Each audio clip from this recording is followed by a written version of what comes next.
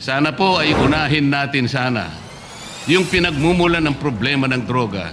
Ito po yung pangkalahatang kalagayang kabuhayan ng ating bansa. Kahit ubusin mo lahat ng puser sa Pilipinas, pasabugin sa isang lugar at mawala sila lahat, magkakaroon pa rin ng hahanap pa rin po sila kung meron kang drug dependent. Naging mainit ang sagutan sa pagitan ni na Senador Dante Marcoleta at Senate President Tito Soto patungkol sa mas lalo pang lumalang paggamit ng ipinagbabawal na gamot sa ating bansa. Binigyang diin kasi ni Senate President Tito Soto na hindi sapat ang puro enforcement para tuluyang masugpo ang iligal na droga sa bansa. Ito ay matapos niyang ipaliwanag na kahit maubos umano ang mga tulak at makumpiska ang mga droga, mananatili pa rin ang problema. Subalit, bumuelta si Senador Marcoleta na dapat bigyan ng pansin ng gobyerno ang punot dulo ng naturang problema, ang kahirapan ng buhay ng mga Pilipino. Pagpipilit pa ni Soto, kung puro panghuhuli at pagkulong lamang ang tututukan, babalik at babalik lang ang problema. Ang pahayag ni Soto ay lumabas sa gitna ng patuloy na diskusyon kung paano haharapin ng Marcos administration ang problema sa droga, lalo na matapos igiit ng ilang opisyal na hindi kailangan gumamit ng marahas na paraan tulad noong nakaraang administrasyon. Mr. Sponsor, kung sana po ay makakapagtanong po ng ilang bagay sa inyo pong privilege speech na binitawan sa hapong ito. Certainly, Mr. President, with pleasure. Mr. President, unang-una po ay pinasasalamatan ko ang ating,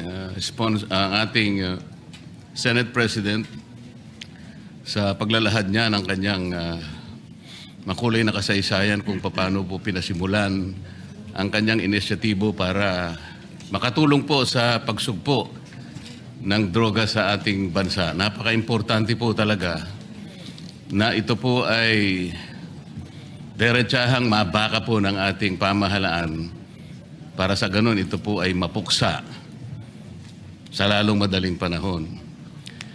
Ngunit kagaya po ng paghahalimbawa na ginawa ng ating Senate President, para pong maski po siya'y nalulungkot sapagkat nung siya po ay nagsimula niyan, siya po ay Vice Mayor po ng Quezon City. Pwede po bang maitanong, Mr. President, kung anong taon po yun? 1988, Your Honor, Ngayon January 18, 1988 were the elections. I was sworn in as Vice Mayor, if I recall it right, February 2 of 1988. Ngayon po, Mr. President, tayo po ay 2026 na at kayo po ay Senate President na po. Mga ilang taon po yung pagitan mula nung kayo'y maging Vice Mayor at ngayon po ay isa ng Pangulo ng ating Senado. 37 years, if my mathematics is still working, Mr. President.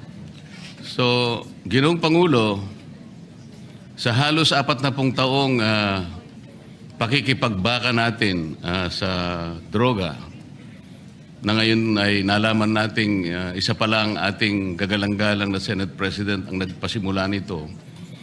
Ngunit sa kanya pong paglalahad ay may halo pong kalungkutan dahil sa kanya pong paglalarawan kanina, kahit na po hulihin natin lahat ang mga puser at ang mga gumagamit nito, at kahit sakasakali na meron po tayong magagawang kaparaanan na sila ay ilagay lahat sa isang isla.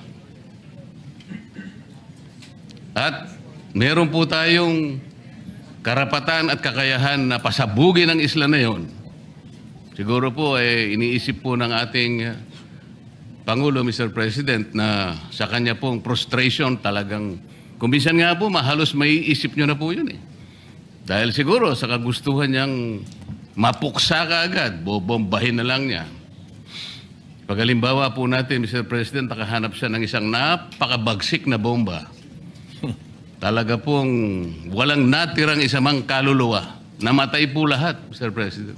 Pero sabi niya, hindi pa rin po sapat yun eh. Hanggat meron tayong lilitaw ng mga kababayan sabi po niya, na dependent sa droga, mananatili pong magkakaroon tayo ng problema. Tama po ba yung aking pagkakarinig, Mr. President? Tama po yun, bagamat pagdating po doon sa issue ng human rights, yung akin po ay theoretical lang, na kapag kahit ubusin mo lahat ng pusher sa Pilipinas, in a way, kung ika ngay medyo mong pasabugin sa isang lugar at mawala sila lahat, theoretical lang naman yun. Alam ko po yun, Mr. Ika nga ganun pa rin, magkakaroon pa rin ng hahanap pa rin po sila kung meron kang drug dependent. Kaya nga ho, ang totoo po niyan, kapag nasawata natin ang drug dependency, ang bigat nga, mas mabigat sa akin yung prevention and rehabilitation kaysa sa enforcement and prosecution kung tutuusin. Sapagkat kapag napigil mo lahat ang drug dependent sa Pilipinas, yung mga bagong 13 years old hindi na magdodroga at yung mga dating drug dependent na inahirehab mo, wala nang bibili. Mr. President, I have said this before. The day we stop buying is the day they stop selling. Wala na magbebenta, Mr. President, dahil walang bibili. Like for example, in this case, dito sa ating ngayon, maglagay ka na isang tambak na cocaine dyan. Kung walang drug dependent dito, walang hihipo nun. Basura yun, Mr. President. That is what I mean. Thank you. Salamat po sa inyong pagpapaliwanag. Yun din po ang pagkakaintindi ko, Mr. President. Kahit na theoretically magagawa po natin yun, ay talaga po palang mahihirapan din tayo. Ito po paglararawan na lang na kaya nating gawin. Kunwari, totoong lahat na nagawa po natin yun. Mananatili pong maharap po tayo sa problema dahil may babangon po pang mga iba pang mga drug dependents na ang pinagmumulan po nito ay marami pong mga problema sa buhay. Iba't iba pong kalagayan sa buhay. Halimbawa po, Mr. President, sa napakahirap pong kalagayan ng napakarami nating mamamayan ngayon, yung kanilang pong pagkain lang, Mr. President. Ngayon po ay halos na doble na po ang presyo ng mga bilihin ngayon. Isama po nyo yung gamot, yung lahat po ng pangangailangan para mabuhay ka lang ng disente. Kaya kung minsan po nagagawa na ng mga tao para malimutan lang ang problema na kanilang kinakaharap sa araw-araw. Lalo pa nga, isama mo po ang kanilang mga anak. Kaya po sila nakakahanap ng paraan para malimutan siguro yung problema. So, kung hindi po natin maayos ang problema nating pang-ekonomiko, socio-economic problems, yun po talaga ang kausa. Yan po yung pinagmumulan ng problema kung bakit lumalala at lalong nagiging mahirap para bakahin natin ang problema ng droga. Sa makatwid, Mr. President, hindi lamang po yung actual na paghuli sa mga gumagamit ng droga, i-reinforce natin ang mga batas, i-prosecute natin, i-rehabilitate. Kinakailangan po nating puntahan yung pinagmumulan muna ng problema kung bakit nagkakaroon ng mga taong sa pilitang gumagamit ng droga. Sa makatwid, lalong mas malaki po yung problemang kinakaharap natin. Hanggat hindi po natin na isasaayos ang napakaraming problemang bumabalot sa ating bansa, mananatili po na magkakaroon at lalo pa pong magkakaroon at dadami pa ang mga taong maghahanap ng pansamantalang pagtatakip ng kanilang problema.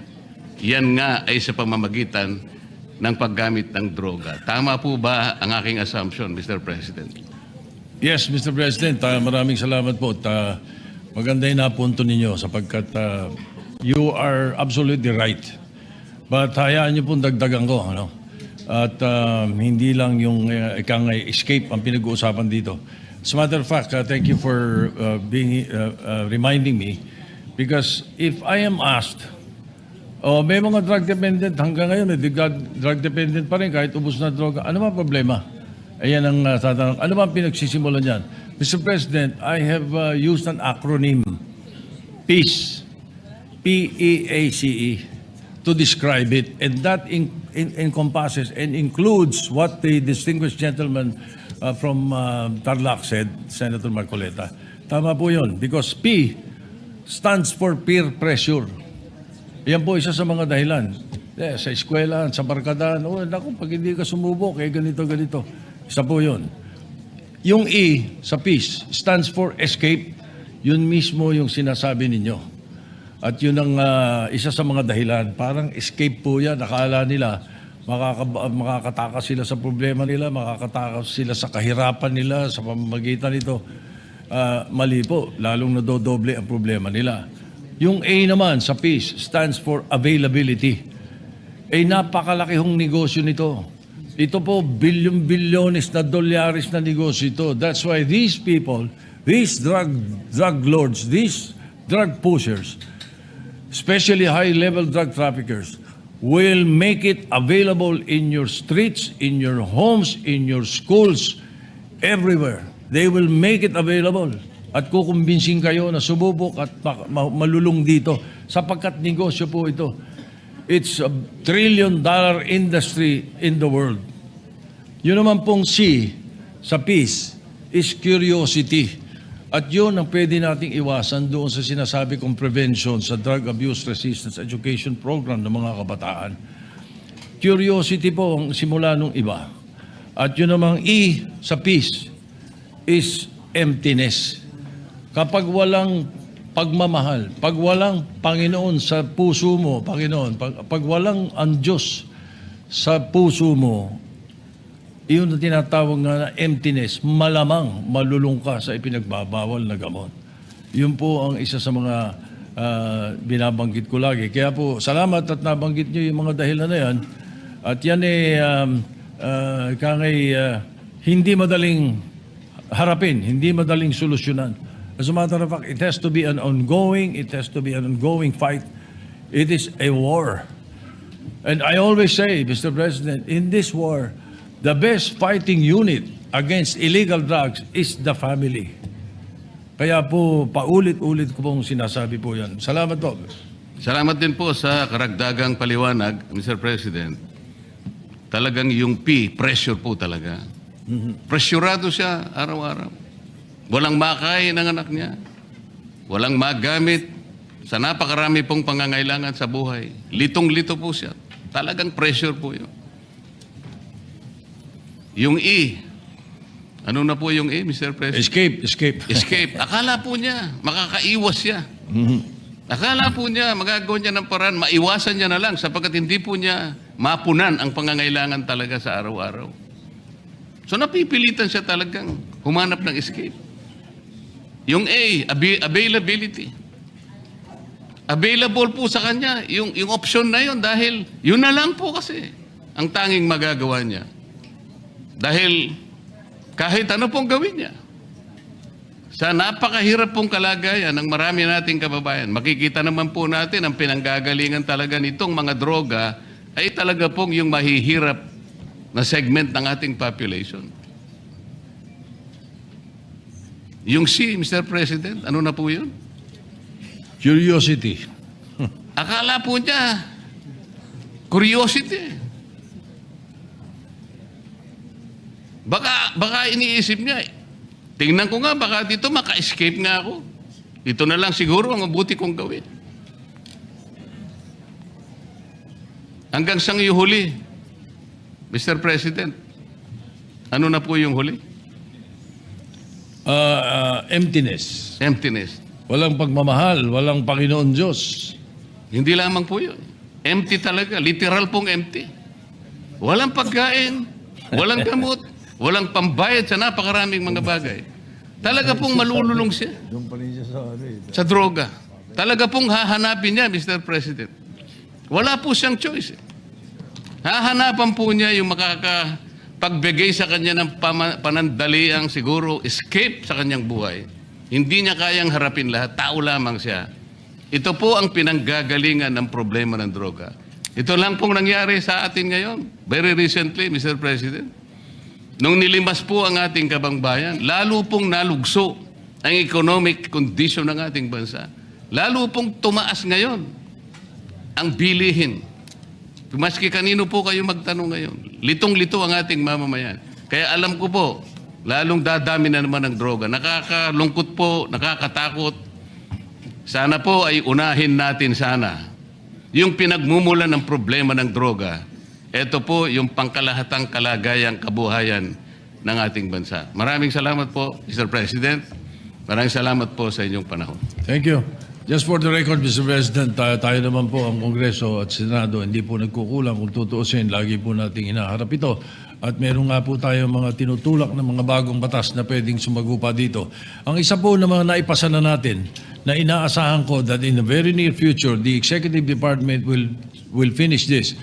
This is Republic Act 11928. This is the Separate Facilities for Heinous Crimes Act. Ito po yung mag-i-establish tayo ng isang lugar na kung saan nakahiwalay yung mga high-level drug traffickers para po maiwasan na natin yung debate naman pagdating sa death penalty. Anyway, Mr. President, maraming salamat.